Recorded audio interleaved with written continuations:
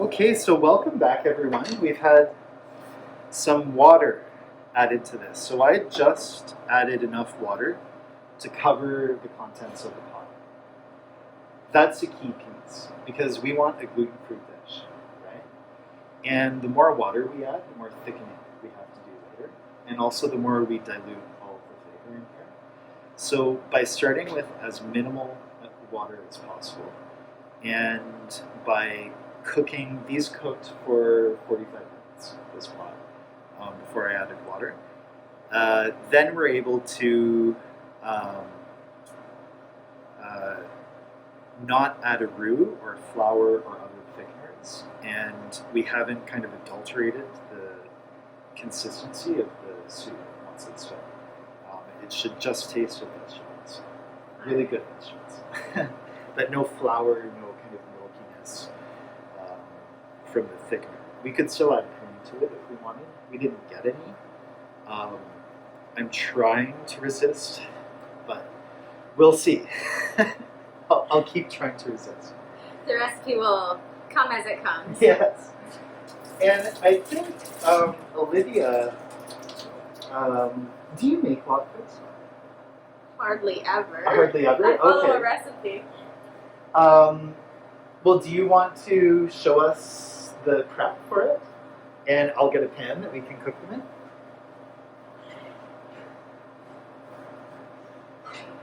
Should I grate this? Sure. Do we... Oh, peel, you mean? Yeah. Sure. You don't have to. I don't know. Can you eat this skin? Yes. Like the red potatoes, I eat the skin. I never buy these potatoes. I love this. So, and can you tell us why we bought the russet potato? Yes, russet potatoes are less what we call waxy in kitchens. So a waxy potato is a yellow potato, often red potatoes. They have a slightly more yellowish flesh to them, and they're not as dry inside, essentially, the texture.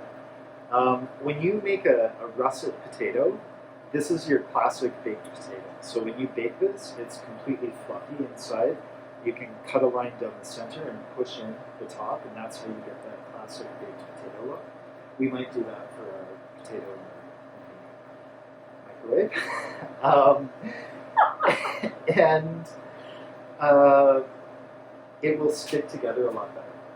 So when we're making latkes, we'll have to grate them, we'll have to wring them out, and then after wringing them out, they'll sit in here and stay together much nicer than waxy potatoes, which are more prone to basically fall apart. Okay. Yeah.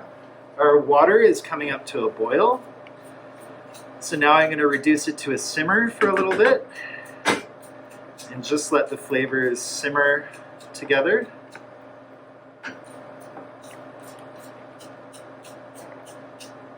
There's no stock or anything in here. This is not a luxury that we have.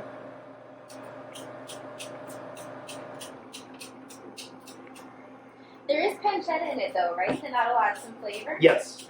Some flavor, some salt, and other things.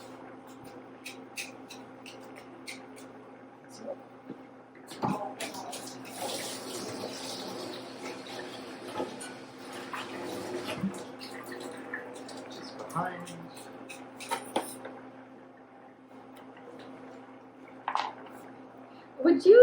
Would you slice this in half before you grate it? Like, how would you hold You could. it? This is a massive potato. Yep, you could. You can also just put a piece of paper towel on it to so that it doesn't slip out of your hand. Okay.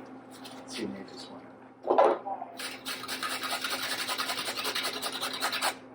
to. Okay.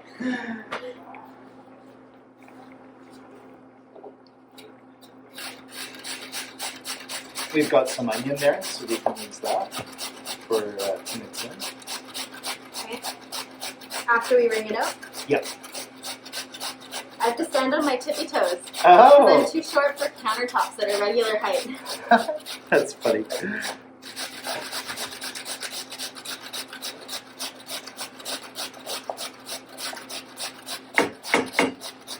I can probably add a bit more water to the soup, but I'll wait until it's pureed, and then I can really see, is it good or not?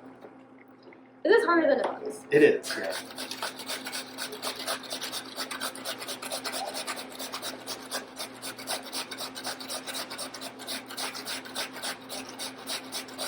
I'll go check on our potato in the microwave. Okay. Okay, so I just, Olivia and I realized that we don't have an egg to bind this, and we thought, let's just try without. We added some onion to this, and we'll see if we can use some special culinary tricks to make these stay together. Okay? Alright. And I'll get some oil.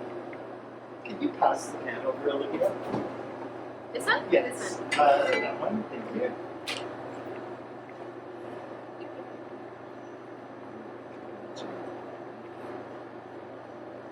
I put a bit more oil. I've returned with the oil. So, do we want salt in this, or would we prefer seasoning? I like mixing like any kinds of herbs or Yes. any spices or seasonings that you have in your kitchen. I kind of think we can use a little bit of seasoning in this. There's no sodium. We've saved on our sodium so far anyway. So a bit of salt.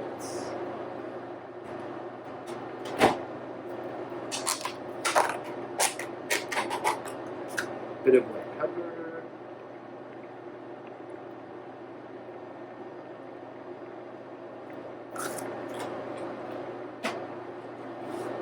Mix it up. And is our heat on? I don't think So so. that'd be the right one. Yeah. And just turn it whichever way it turns. Okay, so our heat is on. Our mixture is made. And now we're just going to form the latkes. So last time I was pressing it to get the water out. This time I'm just going to press it into shape. And we'll just very carefully flip it. And hopefully we can avoid the egg that way. We'll have to be careful. They won't be perfect, but they'll taste good. So I'm just literally using like physical pressure to keep them together. It's a good thing you're doing it then. You're stronger than I am. Well, I don't know. We'll have to see if I am at the end of this meal. And I'm just kind of working everything together, pressing it together just like you normally would, but with a bit more force this time. And I'm going to use all of the extras here for the last one. What are some other things you can make latkes out of? Probably turnips and other root vegetables. Squashes, maybe. Yeah, I was thinking I've made them out of zucchini before. Yes. Zucchini is another one that has a ton of water, so you'll want to wring it out like this before. Okay, so this is the last one. Again, I'm just pushing it solidly together, trying not to disturb it.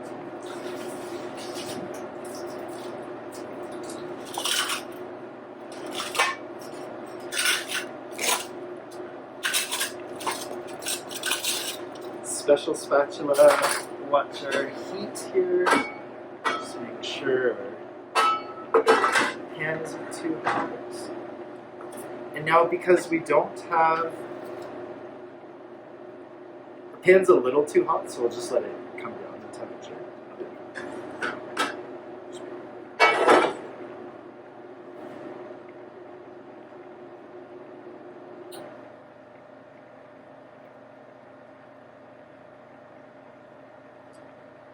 And then I'll find something to puree it.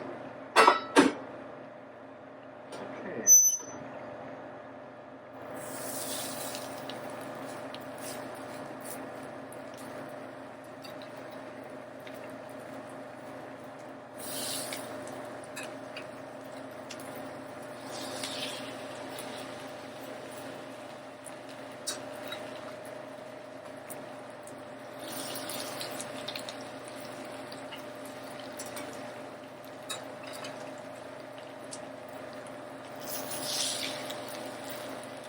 Now, I'm just going to take this off for a bit because it is a bit hot. Ooh, it's hot. And we'll just... Because I just turned it like a little tiny. I think it goes to max and then... Yeah. That makes sense. Yeah, it's... but we'll just circulate the oil around. It will go into the potatoes. It will cool down. You can see there's a nice base forming there. Yeah, I personally love those like really, really crispy pieces. So I think it looks good. So I'm going to turn the heat down as absolutely low as possible and do a little mid-cooking cleanup.